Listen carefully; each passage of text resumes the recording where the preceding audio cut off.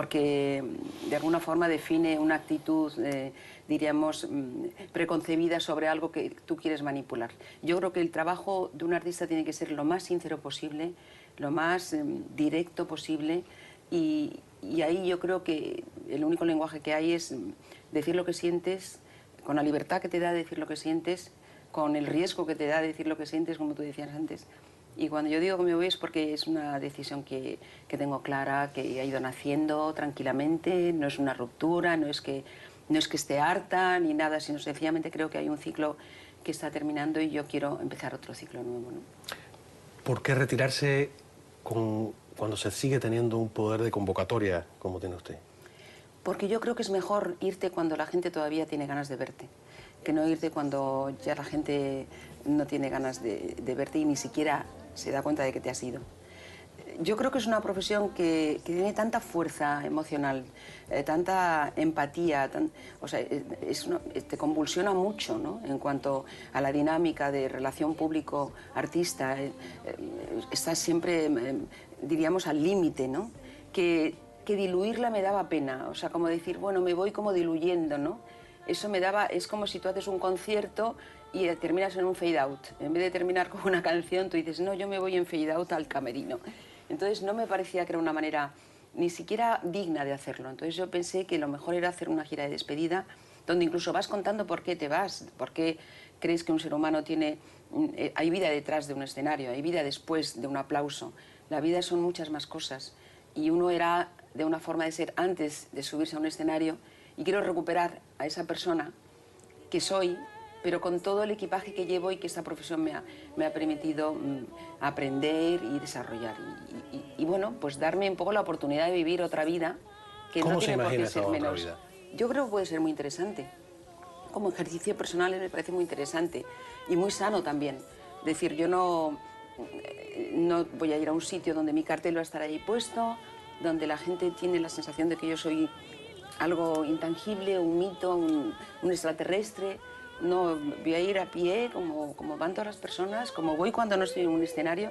Realmente mi vida, cuando no estoy actuando o no estoy haciendo giras, es muy común, es muy tranquila. Es una vida, yo te diría, pequeña en cuanto a dimensiones, pero grande en cuanto a sentimientos y bueno, y gente con la que comparto esa vida, ¿no? Y yo creo que voy a recuperar esa parte, la voy a desarrollar más. Bueno, Paloma San Basilio, que a pesar de verse estupendamente bien, confiesa tener más de 60 años, dice que quiere probar, como estábamos escuchando, una nueva vida, que quiere reinventarse. Y voy a intentar descubrir qué se puede hacer a partir de los 60, qué imágenes soy capaz de inventarme, qué actividades puedo descubrir que no había hecho, qué tiempos. Por ejemplo, pues a lo mejor esas cosas tranquilas que la gente hace, como plantar orquídeas, como por ejemplo pasearme por la playa y tener mi vestuario mucho más recoleto, con cosas menos brillantes, ¿no? A lo mejor no tener que maquillarme, que cada día me gusta menos maquillarme, porque a lo mejor porque cada día me encuentro mejor con la piel que tengo y con la manera de ser que tengo y con los años que pasan por mí. Entonces yo creo que diríamos que es un reencuentro con uno mismo que es muy sano y que hay que hacer, porque si no siempre estamos un poco huyendo, como mirando a esa persona que reflejamos y a lo mejor no atendiendo a la persona que realmente somos, con las vivencias, con la evolución, con los cambios. Un ser humano es que no es siempre igual. Yo hago lo que sé hacer de la mejor manera posible, me entrego y sé que produzco cosas en la gente cuando me ve, pero no siento que yo sea, no sé, ellos me ven seguramente mucho, me mitifican mucho más de lo que realmente deberían de hacer. La verdad es que me sorprendió descubrir que tras esa mujer frágil, vaporosa, casi mágica e incluso angelical que vemos en el escenario, se esconde un carácter sumamente fuerte. Así que le confesé que me aburría la idea de hacerle la misma entrevista trillada de siempre y ella me devolvió la confesión de que estaba agotada de que siempre le hicieran las mismas preguntas. Es malo cuando a veces viene el típico que te hace una entrevista enfocada exclusivamente y te hacen esas preguntas de lugares comunes, de cuál es la canción que más le gusta, de todas esas cosas, y a veces dices, ay, Dios mío. Me alegra, ¿no? Sí, porque esto ya es complicado contestar. Me aburría pensar en esas preguntas. Ya. Claro, porque además es que no puedes, son incontestables. Una carrera de 30 y tantos discos, ¿cuál es la canción favorita? Es como decir, pues espérese que a ver si me acuerdo cuál es. Muy complicado. Tremendo. Teniendo tan de cerca a Paloma San Basilio, la diva, sucumbía a la tentación de descubrir su lado intelectual, incluso sus preocupaciones políticas. Así que le pregunté si las estrellas como ella alguna vez bajaban y tocaban tierra, si por ejemplo hacían algo tan pueril como leerse el periódico. Me gustó sus respuestas, porque fue más de una. Sobre todo ahora que tienes la ventaja de andar con tu iPad por el mundo y te metes y lees. Bueno, de hecho yo estoy colaborando con ABC en digital, hago artículos semanales, tengo mucho valor, como puedes observar, otra cosa no, pero valiente lo soy. Y me meto ahí y tengo mis periódicos allí donde me entero de las noticias. Me gusta leerlo en el iPad porque tengo más capacidad para seleccionar lo que quiero leer. No noto tanta imposición como con el periódico habitual, ¿no? Y entonces ahí, lo cual no quiere decir que crea que los periódicos tienen que ser. Es como si un cantante canta en playback todo el día, ¿no? Yo creo que el directo es el directo. Pero sí, me interesa. ¿Cómo no me va a interesar el mundo en el que vivo? Me interesa porque estoy en contacto con él todo el tiempo. Porque vas por países y vas viendo... En los países ves de todo. Ves la riqueza del país, ves el contraste, ves la pobreza, ves la gente que lo sigue pasando mal en países donde el desarrollo es brutal, pero que sigue habiendo una gran, diríamos, un abismo todavía entre la gente a la que esa riqueza no acaba de llegar nunca, ¿no? Y me preocupa todo, porque estoy en mi tiempo y en mi mundo, ¿no? Pero a veces también siento que somos una pequeña mota de polvo en el universo. Y eso me tranquiliza mucho. Me tranquiliza cuando... Me acuerdo una conversación de Voltaire con una señora, cuando la señora, la dama noble, le preguntaba y le decía que me he enterado que realmente lo que hay arriba no es un techo de estrellas. Dice, y me da un miedo, y entonces Voltaire le decía, pues a mí me daba una claustrofobia. O sea, que prefiero sentir que hay un inmenso espacio y que somos nada, y se nos quita mucho del miedo, del egocentrismo, del antropocentrismo que a veces nos invade. Me pareció fascinante conversar con Paloma San Basilio de la política de su propio país, España, y de la crisis que les golpea. Bueno, yo creo que es una crisis consecuente y consecuencia de unos pésimos manejos económicos, políticos y educacionales. A mí me preocupa mucho más la crisis el moral, la crisis de afecto, ¿no? Es este país que de pronto está perdido. Eso es lo que me preocupa más. Un país que ha tenido una historia como la nuestra y que muchas veces ha tenido páginas equivocadas, pero que realmente ha sido un gran país y yo creo que ahora mismo es como una barca en mitad de un océano que no sabe muy bien en qué dirección va. Y yo creo que de alguna forma hay una tendencia a poner nuestra vida en manos de otros. Y yo creo que eso al final no es bueno. Pones tu vida en manos de un sistema político, de un sistema financiero, de una comunidad europea que se supone que te protege y lo que está haciendo es vampirizándote. Y yo me siento muy mal ahora mismo en la Europa que estamos, de la que formamos parte. ¿Deberían separarse de la Unión Europea? Yo no sé si es una burrada lo que estoy diciendo, pero a mí me parece que los países mediterráneos tenemos una trayectoria cultural brutal, una idiosincrasia, una forma de entender la vida, es la cuna de la filosofía, no podemos ahora mismo someternos a la dictadura del euro. No podemos a una dictadura económica que con una absoluta frialdad, y yo te diría que casi crueldad, desde Bruselas decide que hay que bajar el sueldo, que hay que subirnos, o sea, no podemos ser manejados por otros. Y si el entrar en una comunidad europea significa perder la soberanía y la libertad y las riendas de nuestras vidas, yo creo que no merece la pena estar ahí. Es un equipo en el que no merece la pena jugar. Hace unos días el expresidente español José María Aznar criticó al actual presidente Mariano Rajoy, y fue curioso porque Mariano Rajoy de alguna manera está en el poder gracias a José María Aznar, que fue quien le señaló y quien le apoyó para que llegase a ese puesto. Fue una sorpresa para muchos, pero me interesé en saber si era una sorpresa para ella también. Pues no me sorprenden porque hay mucha tendencia en los políticos que se van de seguir hablando. Entonces es como si yo me voy de la música y ahora vuelvo a hacer canciones otra vez. Yo creo que estos señores son señores que han tenido una etapa, que han hecho un trabajo bueno o malo en un momento determinado, pero que de aquellas lluvias vienen estos lodos. Es decir, el primero que eligió a Rajoy fue él. Entonces, si él eligió a dedo a su candidato preferido en un sistema democrático, que ya eso choca bastante con lo que se supone ¿Usted cree que debe haber democracia. Internas dentro de los partidos? Yo creo que el españoles? sistema de partidos es un sistema fallido absolutamente. Yo creo que son oligarquías de partidos. Al final realmente es una democracia de ficción, virtual, donde el señor está votando a alguien que eligen en un partido al que tú no perteneces. Ya partes de saber y dices, ¿pero a quién estoy eligiendo yo? Si yo no soy de este partido, ¿por qué tengo que elegir a alguien de este partido? ¿Y cuál es la opción? Pues la opción yo creo que son listas abiertas, la opción es que los partidos dejen de estar tan absolutamente manipulados, que haya más transparencia, que realmente la gente tenga acceso a la información, tenga acceso a poder elegir una persona y que no sea dentro del propio partido donde se fraguan las luchas intestinas de grupos, que al final resulta que tú estás ajeno, es como todo. El problema es que el ciudadano está ajeno a la democracia. O sea, realmente nos han engañado diciéndonos que hemos conseguido la democracia, ¿no? Nosotros no formamos parte de ella. Somos utensilios. O sea, nos usan para la democracia. Igual que nos usan para la macroeconomía y al final tampoco controlamos nuestros dineros porque cualquiera se los lleva. O sea, el sitio menos seguro del mundo ahora mismo para tener dinero es un banco, donde se suponía que era donde más seguro estaba.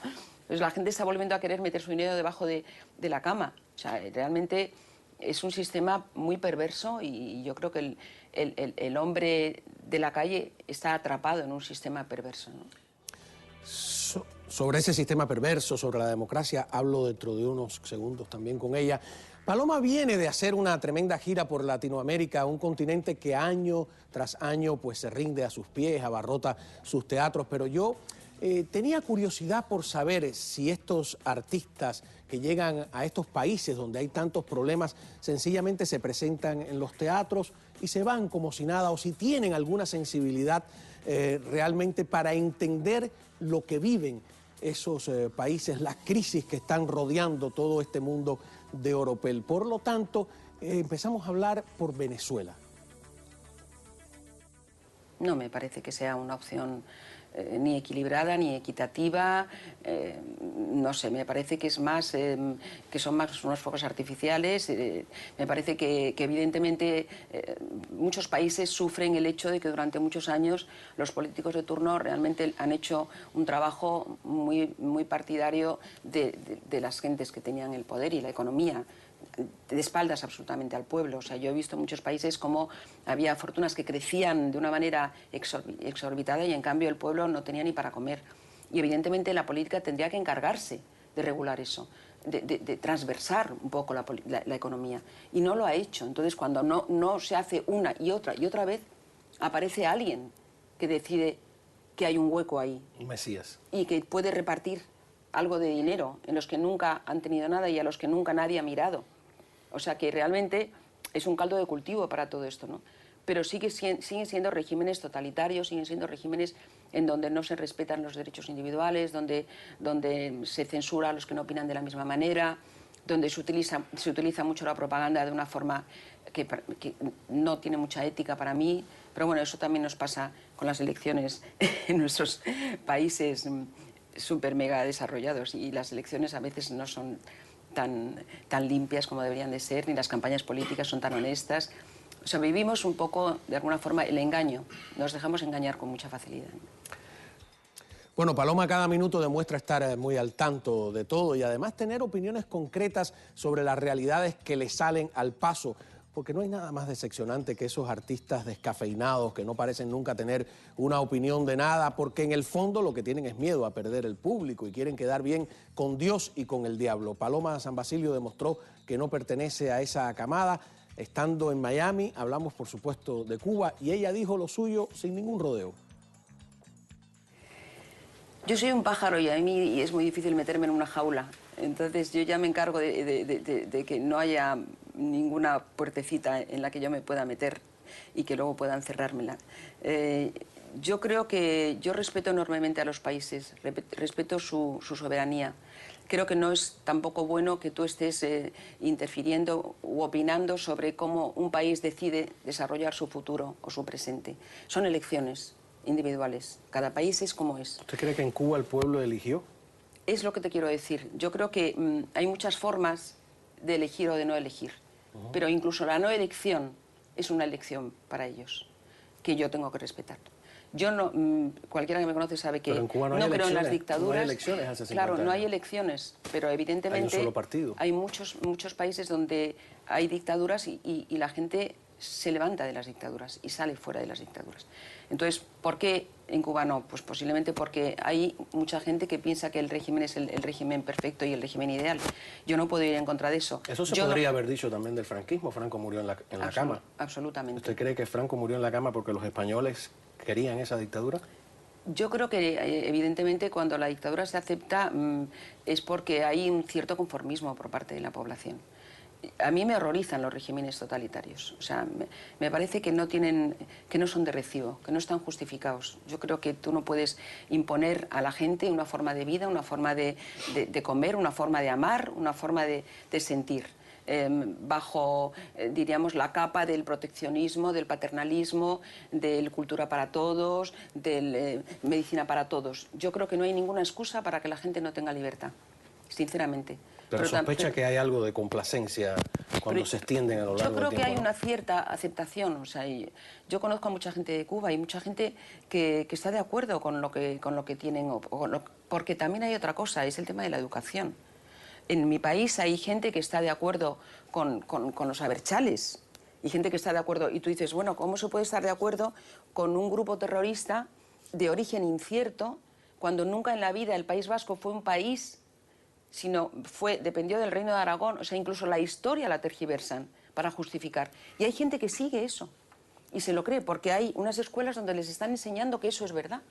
Y uno se cree lo que se quiere creer.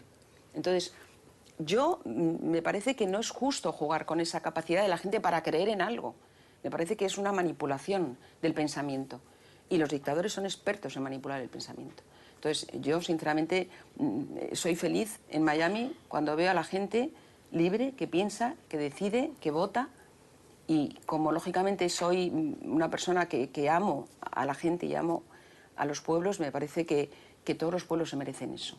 Y el que no tiene eso, pues realmente está perdiendo el derecho sobre una parte importante de su vida y la de sus hijos, ¿no?